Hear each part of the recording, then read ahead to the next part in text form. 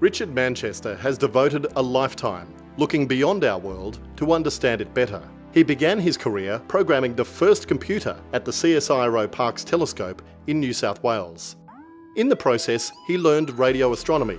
He was there when the first Parkes pulsar observations were made in March 1968. A year later, we were observing the Vela pulsar, and that turned out to be the first ever observed pulsar glitch. Pulsars are rapidly spinning neutron stars with beams that sweep past Earth, forming regular pulses of radio emission.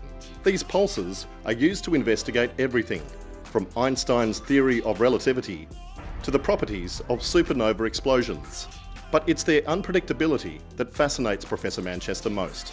You never quite know what you're going to see when you point the telescope at a pulsar or when you're searching for new pulsars. New and different and unexpected things are turning up the whole time. Never more unexpected than the day Marta Burgay found the only known double pulsar. And she said, "Hey, what do you think of this?" And I said, "Looks like a tight binary." Further follow-up studies showed that that was exactly what it was. And so, yeah, that was fun.